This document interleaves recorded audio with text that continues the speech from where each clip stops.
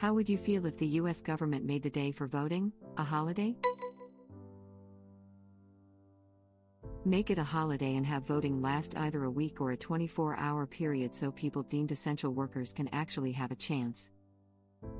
Yeah, the biggest issue is that even if it was a holiday, that would only apply to federal workers and employees of businesses that actually close during holidays. There are tons of businesses that stay open during holidays, especially in the service industry. Making Election Day a holiday wouldn't do much good for people working in restaurants, grocery stores, movie theaters, etc.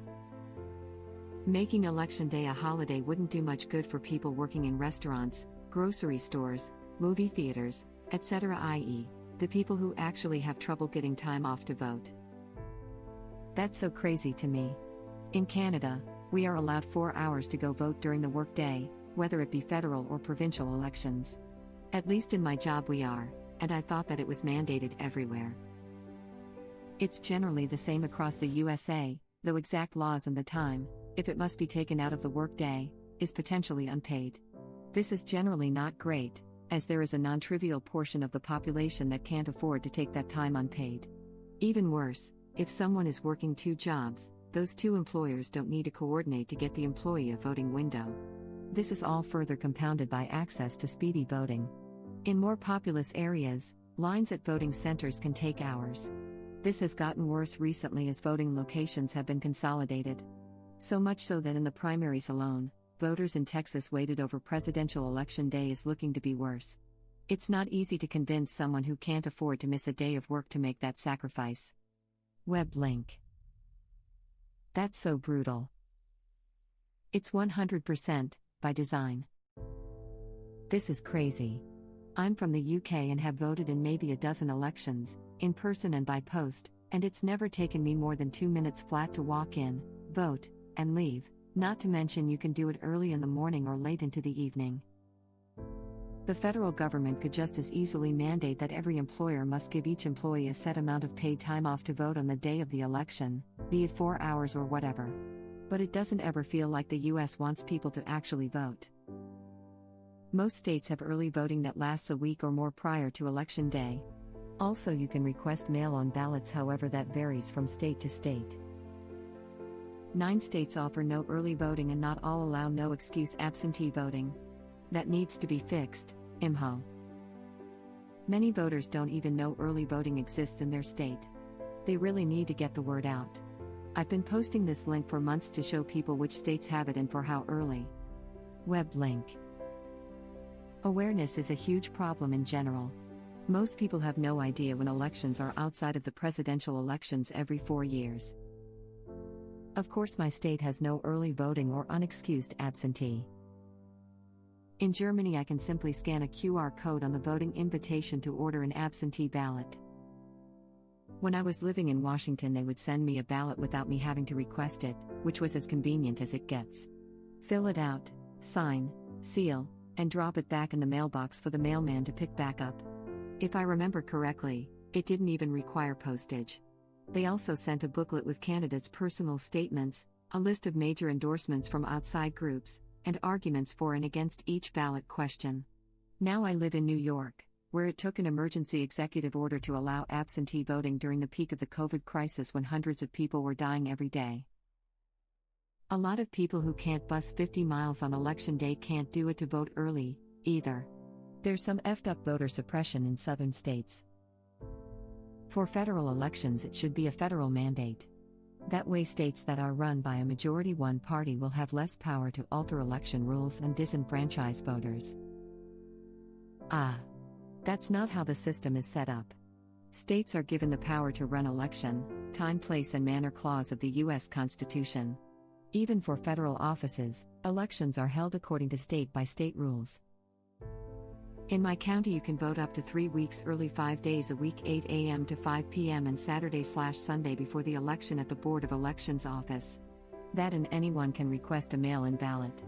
I'm not exactly from a major metropolitan area, so I thought this sort of thing was standard. Serious question. Are elections in the US not on Sundays but on regular working days? Yup. I think they're always on Tuesdays. Fun fact: voting day is actually the first Tuesday after the first Monday of November, so if November 1st is a Tuesday that's not voting day, it would be the following week. For the confused, this is because the first of the month is often paycheck day and they didn't want employers to try and coerce votes. Not sure where you heard that, but the actual reason is that Catholics celebrate All Saints' Day on November 1st. Even though it's not as big as it used to be, back then it would have been like holding elections on Christmas. I thought it was on Tuesdays to allow farmers the time to ride into town. I thought it was on Tuesdays because the polling locations wanted to get 2-for-1 tacos after they closed. I thought it was on Tuesday because Ruby Tuesday's $5 salad bar. A lot of folks earning monthly paychecks in the 1790s? The 1840s actually. Not sure what it was before that. We have elections on Sundays and vote by mail if you order the papers before the election. This is to make it easier for most working people to vote. If the US always does it on Tuesdays, together with the big fuzz against mail voting, this sounds like a scheme to prevent the working people from voting. So a free day for votes might be good for you. Would be interesting to see what changed if the working people would have a chance to actually participate in elections with large numbers.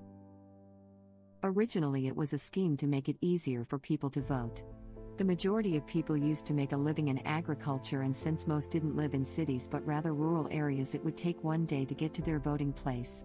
Sunday was seen as impractical since everyone went to Mass and Wednesday was market day for farmers.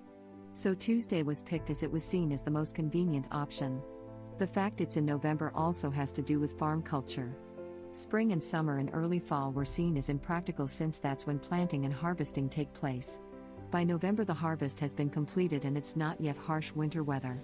So basically no, it was not to deter voting, but now most people don't work in agriculture and I agree that it needs to be updated.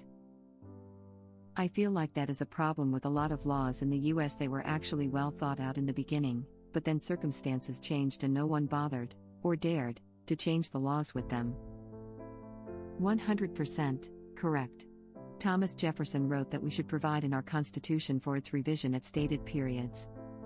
Act generation should have the solemn opportunity to update the Constitution every 19 or 20 years, thus allowing it to be handed on, with periodical repairs, from generation to generation, to the end of time. That's one of the Founding Fathers. But now we wouldn't dare change anything, and it shows. Every 19 or 20 years, and yet many members of Congress have been in place for over 30+ years. Not much change and revision happening there. Why would they change anything? People might start to think those positions should be changed.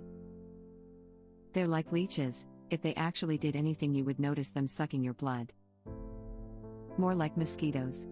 A bunch of them can bite you and you won't notice until the next day. And by that point they've disappeared into the swamp. I saw someone say this the other day that I thought was crazy and I never thought about. The people running our country now are in their 60s to 80s, and the Founding Fathers were in their 20s. People have been in Congress for a longer period of time than the age of the Founding Fathers when they created the system that is being taken advantage of. While not directly related, I definitely believe the generational gap between those currently in power and those who are currently 20 to 30 is a large factor in why our system is so messed up. Some of them were in their 20s, but not most, and hardly any that most people have heard of. Jefferson was likely the youngest most people could name off the top of their head. In 1776, for example, Jefferson was 33, Washington 44, and Franklin 70. The average age for signers of the Declaration was 44, for what it's worth. That's not to say they were nearly as old as our current crop, so your overall point stands. Average age in Congress now is nearly 60. It blows my mind that only the executive branch has a term limit. They all need term limits like 2 max 3. But who in Congress going to vote for taking themselves out of power? Edit, just came back to say this is why I love this country. Opinions and thoughtful conversation on serious topics. I personally just get an uneasy feeling when I hear of someone that's been in office for 30+ years. But again, that is how our system works and I fully understand that. Even if the term limits were 10 years or however long, personally, I would like to see the end of lifelong politicians. Not that they are all bad, but new blood breeds new ideas. And saying the next voted in politician would have no experience is not true, nor does it really matter either. Sarah Palin was a housewife that turned mayor because she spoke up about the corruption in her local government. She did so well as a mayor she won a governor's seat. Political experience can come from anywhere. Term limits sound nice, but without other major reforms could actually be bad. The president needs them, obviously. That's too powerful a position for one person to have for too long. But in Congress, if you have new congresspeople every 2 years or every 4 years, then suddenly the only experienced politicians aren't actually elected. It'd be lobbyists and advisors. That wouldn't be an improvement in my opinion. The presidency didn't have term limits until the 22nd Amendment in 1951. The tradition of 2 terms was established by Washington, and the rest followed suit, until FDR decided to run for a 3rd, and then after that term, a 4th. Who in Congress going to vote for taking themselves out of power? The new people that you vote in.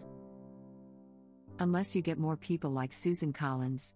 She promised to self-limit her time as a senator and work towards implementing term limits as law. Now she's running for a 5th term. That's a brilliant idea. It would be challenging to implement, but you could have some mechanism for people to suggest new amendments, and then every 20 years each of those amendments is voted on as a referendum as part of the election. I admire the idea, but you're neglecting one simple fact: that process would inevitably be co-opted by the greedy and powerful as well. It doesn't matter what system the US puts in place, it will always be destroyed by buttholes. It's also monstrously difficult to amend the Constitution. There's a couple ways to do it, but either way you need a 3/4 majority of states to approve an amendment, and the typical process also takes a 2/3 majority of both the House and the Senate. That was one thing when it was the 13 states colonies of New England, all of whom have relatively similar cultures if not socio-economic needs, but nowadays I have a hard time coming up with much that 38 of the states will agree on. As the US has expanded, states have very different circumstances with populations that prioritize issues very differently. America actually has the oldest continuously active constitution in the world. It's a well-constructed document overall, but it needs a serious overhaul. One could argue this is one of its problems. The average lifespan of any nation's constitution is 17 years since 1789. I think if we can consistently update it as time goes on we would be okay, but as you said, it needs a serious overhaul, and I'm fearful that it is almost impossible to do at times. Sometimes I wonder if the US should rewrite its constitution. I think it would be a smart move. Except I don't know how we could possibly get a group of people to agree to anything even close to what we have now. Second Amendment is a hot topic of debate as is. We argue it all the time. Plus, if it conflicts any existing state constitution, you run into more problems. It's somewhat like going to the dentist. If you go every few years, you're all right. Wait 244 years and it's going to hurt. I wouldn't want our current, corrupt government to write a constitution. Imagine how much horse trading would go on. Daylight savings is a big one also. It's a pretty common theme. I think it's more noticeable in the US because other countries are either older, so they've been updating their laws for many centuries anyway, or significantly younger, so their laws either aren't seen with the same sanctity that is often placed on laws in the US, particularly laws introduced by founders either as actual laws or embedded within the Constitution, or are modern enough as it is. This is also the reason schools have summer breaks. Kids could help work the field in the summer. Back in school once harvest was completed.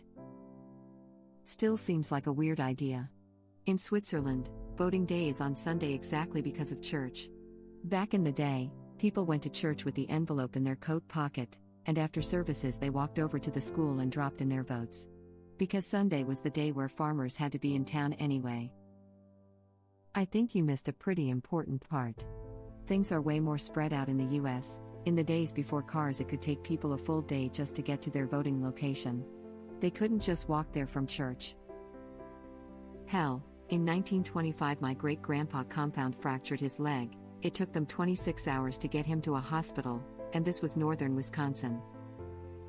If the US always does it on Tuesdays, together with the big fuzz against mail voting, this sounds like a scheme to prevent the working people from voting.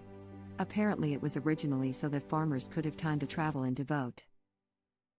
Voting in Canada is on weekdays too, but it's law that employers give you time to go vote during the workday. FYI, In Canada, the law is they only have to give you time if your work schedule has blocked you from having 3 consecutive hours to vote.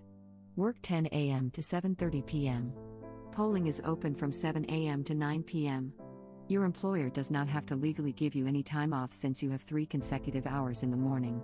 For most people, the above rules are fine, however, for those working lower pay retail jobs and relying on public transit, they might not be. I am mixed on holiday voting since I personally don't think it solves the problem. The only way it works is if it's on like a Wednesday so people don't just long weekend it. Also, it needs to be mandatory as in all retail, fast food, etc. are closed. Edit. I actually missed the time requirement the Canadian laws have, which is 3 consecutive hours between 8:30 a.m. to 8:30 p.m. I will leave the above incorrect example up. Personally, I believe I have had employers in Canada violate this fairly easily and with impunity when I worked retail. Web link. Our elections in Ireland are usually on Thursdays or Fridays, but the polling stations are open from 7 a.m. to 10 p.m. Admittedly, the land area we need to cover is a lot smaller than the US, and we make sure there's a lot of polling stations. They're usually in local primary schools, so realistically your polling station is never going to be more than about 10 kilometers, 6-ish miles, from where you live. Or rather from where you're registered to vote. If you forgot to re-register when you moved house, or went away for college or anything, then yeah, you're in trouble, as you might need to get from Dublin to effing Donegal to vote, which is like a 5+ hour bus ride, since most university students here don't have cars.